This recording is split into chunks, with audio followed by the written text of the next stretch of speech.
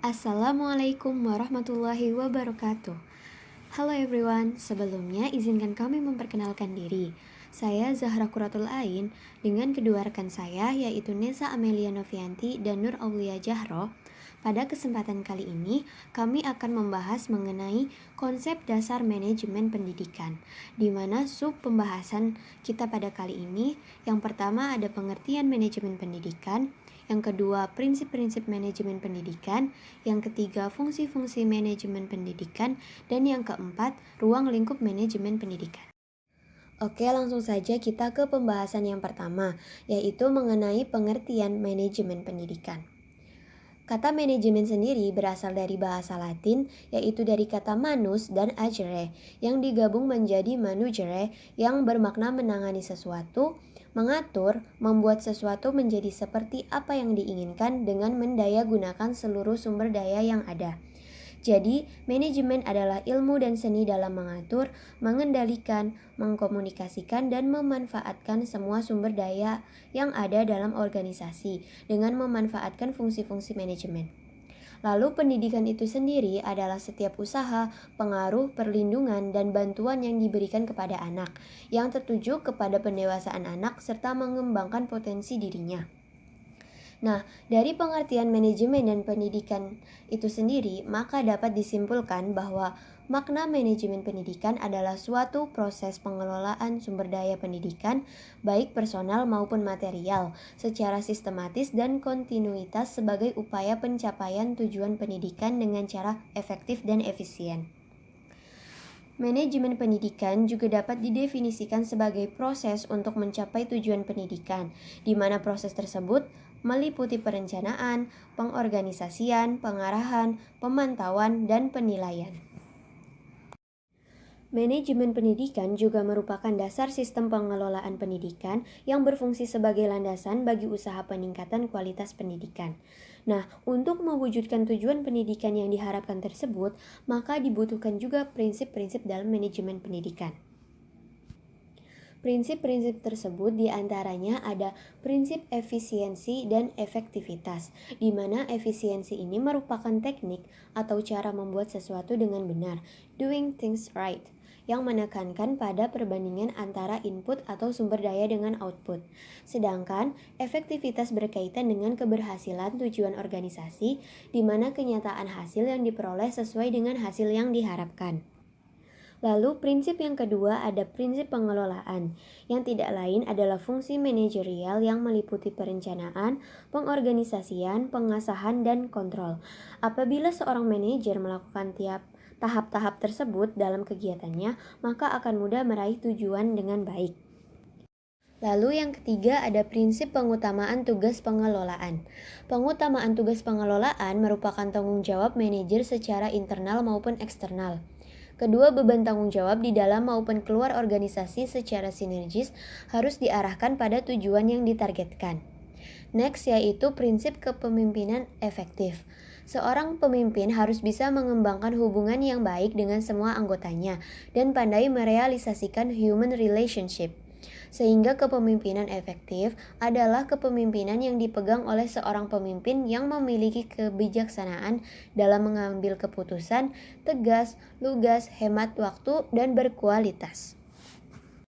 Lalu yang terakhir ada prinsip kerjasama. Prinsip kerjasama merupakan pemberian struktur dalam penyusunan atau penempatan personal, kegiatan-kegiatan, material, dan ide-ide di dalam struktur organisasi tersebut. Dalam operasionalisasinya, ada pemberian tugas wewenang dan tanggung jawab berdasarkan profesionalitas sehingga kerjasama di antara karyawan berjalan sinergi dan mempermudah tugas organisasi. Nah, dari kelima prinsip tersebut, secara umum memiliki ciri-ciri yaitu memiliki tujuan yang jelas. Tiap anggota bisa memahami dan menerima tujuan. Adanya kesatuan arah, termasuk kesatuan tindakan dan pikiran. Lalu ada kesatuan perintah, adanya keseimbangan antara wewenang dan tanggung jawab antara anggota, pembagian tugas sesuai dengan kemampuan, keahlian, dan bakat masing-masing, sehingga kerjasama menjadi harmonis dan kooperatif. Lalu ada pola organisasi relatif permanen dan struktur organisasi sederhana sesuai kebutuhan, koordinasi, pengawasan, dan pengendalian. adanya jaminan keamanan dalam bekerja, lalu gaji intensif sesuai dengan jasa atau pekerjaannya, dan yang terakhir garis kekuasaan dan tanggung jawab serta hierarki tata kerjanya jelas tergambar dalam struktur organisasi.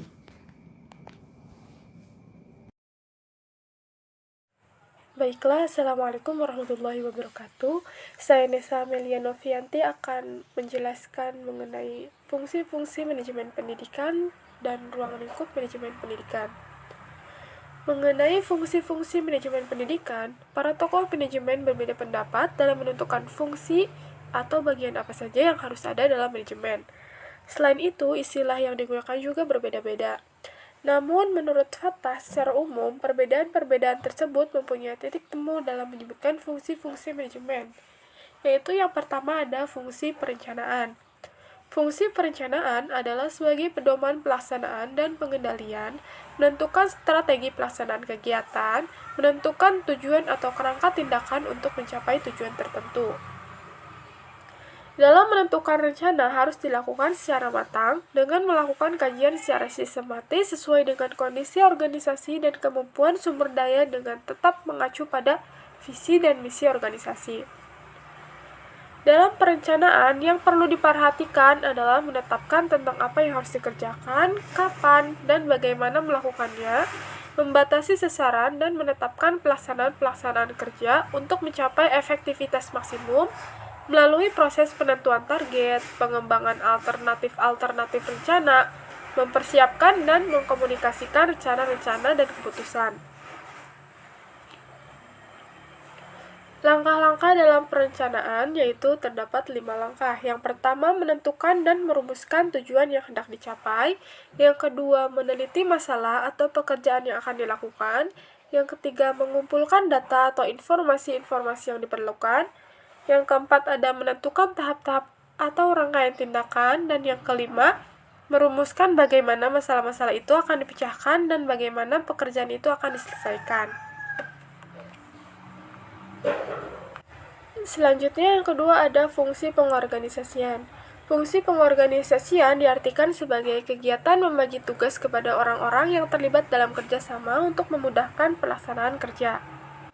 Pelaksanaan fungsi pengorganisasian dapat memanfaatkan struktur yang sudah dibentuk dalam organisasi. Artinya, deskripsi tugas yang akan dibagikan adalah berdasarkan tugas dan fungsi struktur yang ada dalam suatu organisasi.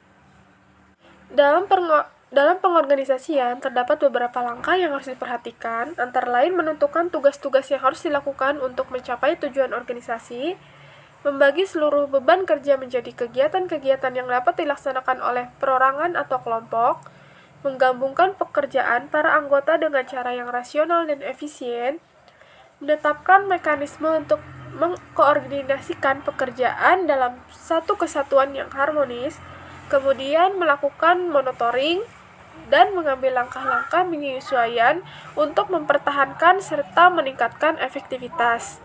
Kemudian yang ketiga ada fungsi penggerakan. Penggerakan atau actuating adalah hubungan antara aspek-aspek individual yang ditimbulkan oleh adanya hubungan terhadap bawahan untuk dapat mengerti dan memahami pembagian pekerjaan yang efektif dan efisien. Actuating adalah bagian yang sangat penting dalam proses manajemen, berbeda dengan ketiga fungsi lain antara lain planning, organizing, and controlling. Actuating dianggap sebagai intisari manajemen karena secara khusus berhubungan dengan orang-orang.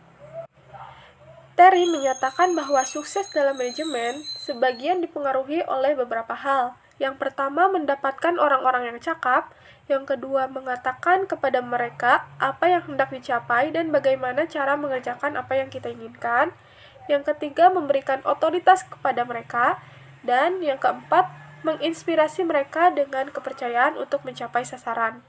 Selanjutnya yang keempat ada fungsi pengawasan. Pengawasan adalah proses penentuan apa yang dicapai, berkaitan dengan standar apa yang sedang dihasilkan, penilaian pelaksanaan atau performasi serta bagaimana bila mana perlu diambil tindakan korektif. Ini yang memungkinkan pelaksanaan dapat berjalan sesuai rencana, yakni sesuai dengan standar yang diharapkan.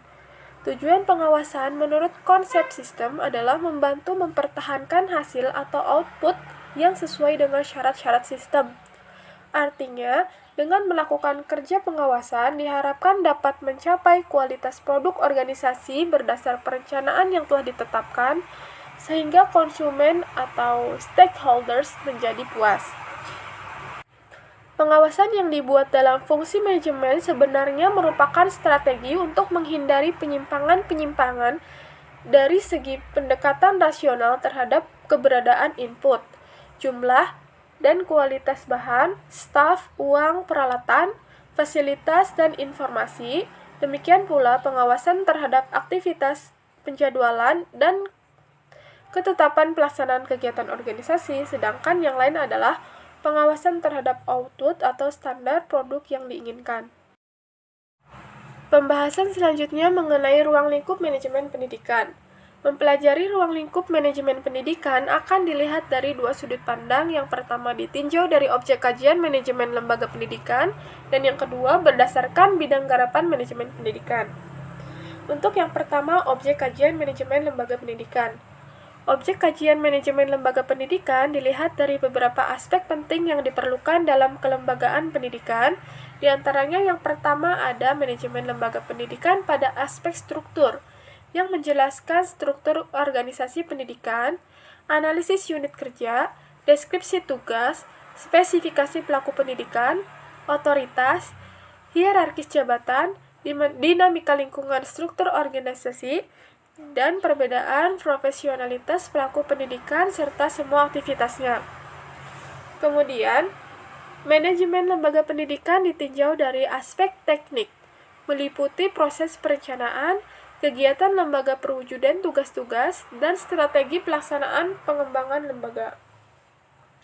Selanjutnya, manajemen lembaga pendidikan dilihat dari unsur personalia, menekankan pada penempatan personalia, studi kelayakan guru dan lembaga pengelolaannya, sumber daya personal, hubungan antar personal, evaluasi dan promosi, serta kesejahteraan personalia.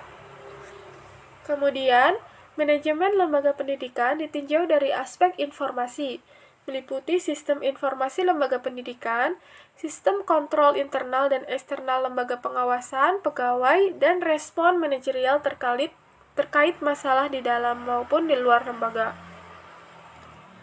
Selanjutnya, manajemen lembaga pendidikan dilihat pada aspek lingkungan masyarakat, meliputi peran masyarakat dalam pengembangan lembaga, hubungan lembaga pendidikan dan masyarakat, peran pelaku pendidikan dalam masyarakat, kerjasama lembaga dan masyarakat, sosialisasi lembaga dan kegiatan lembaga pendidikan yang mengikut sertakan komponen masyarakat dan aparatur pemerintah.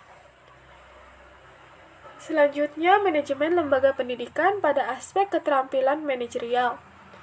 Hubungan dengan profesionalitas kerja pelaku pendidikan, keterampilan pemimpin dalam rancangan konsep, keterampilan manusiawi, keterampilan teknik, dan keterampilan proyeksi masa depan lembaga dan output lembaga. Kemudian yang terakhir ada manajemen lembaga pendidikan ditinjau dari aspek pengembangan sumber daya manusia, terdiri dari pendidikan dan pelatihan manajerial kelembagaan dan kependidikan, mutu pimpinan berdasarkan kriteria AD dan ART, pengelolaan supervisi dan tipe instruktur pimpinan lembaga yang berkaitan dengan intelektualitas pelaku pendidikan, baik secara struktural maupun kultural. Saya Nur Aulia Jahro, 19081050058. Di sini saya akan meneruskan materi mengenai ruang lingkup manajemen pendidikan. Seperti yang tadi sudah dijelaskan oleh rekan saya, ada dua ruang lingkup manajemen pendidikan. Yang pertama, kajian manajemen lembaga pendidikan, dan yang kedua, bidang garapan manajemen pendidikan. Nah, di sini saya akan menjelaskan mengenai bidang garapan manajemen pendidikan. Menurut Fatah, pada bukunya tahun 2012 halaman 123, manajemen pendidikan pada dasarnya adalah alat untuk mencapai tujuan pendidikan melalui pengelolaan bidang-bidang pendidikan. Tinjauan manajemen pendidikan dilihat dari bidang garapannya bertitik tolak pada aktivitas dapur inti. Dapur inti yaitu program pembelajaran di kelas. Setidaknya ada 8 bidang garapan manajemen antara lain sebagai berikut. Yang pertama, manajemen kurikulum. Manajemen kurikulum merupakan seperangkat rencana dan pengaturan mengenai tujuan, isi, dan bahan pelajaran yang digunakan sebagai pedoman penyelenggaraan kegiatan pembelajaran dalam mencapai tujuan pendidikan secara efektif dan efisien. Kegiatan manajemen kurikulum yang terpenting adalah kegiatan yang erat kaitannya dengan tugas guru dan kegiatan yang erat kaitannya dengan proses pembelajaran dan pengajaran. Kemudian yang kedua ada manajemen personalia.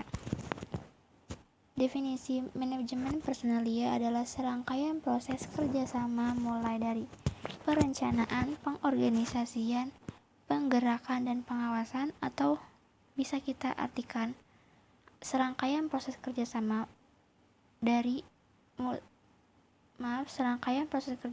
mulai dari fungsi-fungsi manajemen pendidikan pada bidang personalia dengan mendayagunakan sumber daya yang ada secara efektif dan efisien sehingga semua personil sekolah menyumbang secara optimal bagi pencapaian tujuan pendidikan yang telah ditetapkan. Yang kedua, manajemen peserta didik. Manajemen peserta didik merupakan sebagian kegiatan manajemen pendidikan yang berhubungan dengan peserta didik, yang berupa pengelolaan peserta didik atau tentang peserta didik dimulai sejak pertama akan masuk suatu lembaga pendidikan hingga keluar. Tujuan manajemen peserta didik sendiri adalah mengatur kegiatan-kegiatan peserta didik agar kegiatan tersebut menunjang proses pembelajaran sehingga dapat berjalan lancar, tertib dan teratur serta dapat memberikan kontribusi bagi pencapaian tujuan yang ditetapkan. Adapun fungsi manajemen peserta didik sendiri adalah sebagai wahana bagi peserta didik untuk mengembangkan diri secara optimal, baik dari segi individualis, sosial, aspirasi, kebutuhan, atau potensinya. Yang keempat, manajemen sarana dan prasarana. Pada dasarnya, manajemen sarana dan prasarana pendidikan terdiri dari dua unsur, yaitu unsur sarana dan unsur prasarana. Apa sih unsur sarana dan unsur prasarana itu? Menurut Mulyasa, sarana pendidikan adalah peralatan dan perlengkapan yang secara langsung dipergunakan untuk menunjang proses pendidikan, khususnya proses pembelajaran.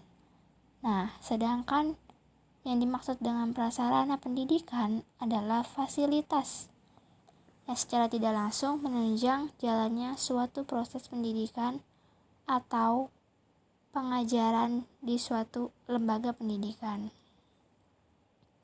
Manajemen sarana dan prasarana merupakan suatu kegiatan bagaimana mengatur dan mengelola sarana dan prasarana pendidikan secara efisien dan efektif dalam rangka pencapaian tujuan yang telah ditetapkan. Manajemen sarana dan prasarana pendidikan meliputi perencanaan, pengorganisasian, pelaksanaan, pengawasan, dan evaluasi kegiatan pengadaan barang, pembagian dan penggunaan barang, perbaikan barang, dan tukar tambah maupun penghapusan barang.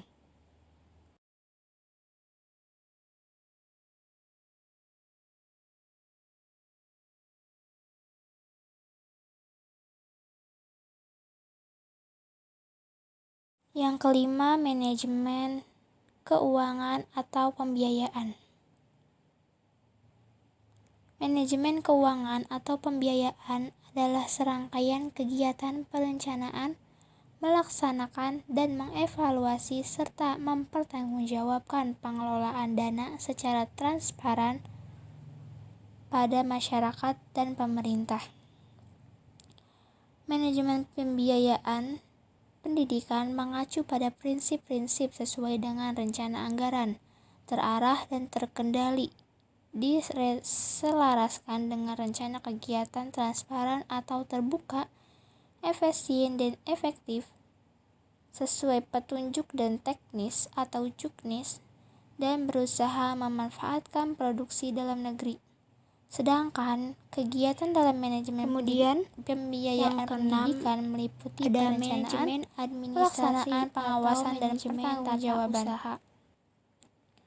Administrasi secara etimologis berasal dari bahasa Latin, terdiri dari kata ad dan ministrate.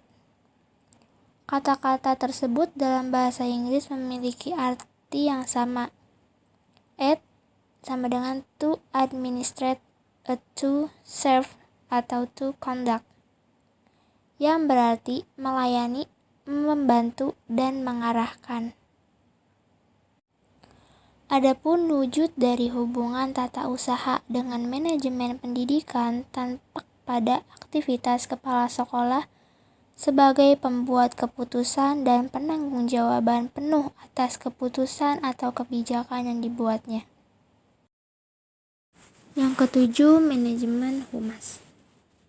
Humas atau hubungan masyarakat merupakan fungsi manajemen yang diadakan untuk menilai dan menyimpulkan sikap-sikap publik dan prosedur instansi atau organisasi untuk mendapatkan pengertian dan dukungan masyarakat. Dalam manajemen humas ada 5 model kegiatan humas dengan berbagai pihak, termasuk teknik hubungan yang bisa dilakukan. Menurut paparan Abdurrahman Mala, berdasarkan mata kuliah Administrasi Pendidikan, 5 model kegiatan tersebut adalah hubungan sekolah dengan komite sekolah, kemudian yang kedua, komunikasi dengan masyarakat dan lingkungan di luar sekolah, yang ketiga, hubungan sekolah dengan pemerintah dan lembaga masyarakat, yang keempat, hubungan antar sekolah dengan orang tua peserta didik atau hubungan edukatif, dan yang kelima, memberi pengertian kepada masyarakat tentang fungsi sekolah melalui teknik-teknik komunikasi. Itulah 5 model kegiatan humas yang berkaitan dengan berbagai pihak. Kemudian yang ke-8 atau yang terakhir, manajemen layanan khusus. Layanan khusus adalah suatu usaha yang tidak secara langsung berkenan dengan proses belajar mengajar di kelas, tetapi secara khusus diberikan kepada pihak sekolah kepada para siswanya agar mereka lebih optimal dalam melaksanakan proses belajar. Manajemen layanan khusus memiliki beberapa jenis yang terdiri atas yang pertama, perpustakaan sekolah. Perpustakaan pada sebuah sekolah dikelola sepenuhnya oleh sekolah yang bersangkutan dengan tujuan utama membantu sekolah untuk mencapai tujuan khusus dan tujuan pendidikan pada umumnya. Seperti banyaknya buku-buku agar para siswa ataupun mahasiswa lebih mudah mencari materi-materi atau apapun yang mereka inginkan dalam dunia pendidikan. Kemudian yang kedua, usaha kesehatan sekolah atau yang sering kita sebut dengan UKS. UKS merupakan salah satu wahana untuk meningkatkan kemampuan hidup sehat yang pada gilirannya menghasilkan derajat kesehatan peserta didik yang optimal. Yang ketiga, kafetaria atau warung atau bisa juga kita sebut kantin. Tujuannya adalah menyediakan tempat belanja makan yang terjamin kebersihannya, dan makan yang bergizi. Yang keempat, tempat ibadah atau masjid. Yang kelima, ada unit keamanan sekolah atau security.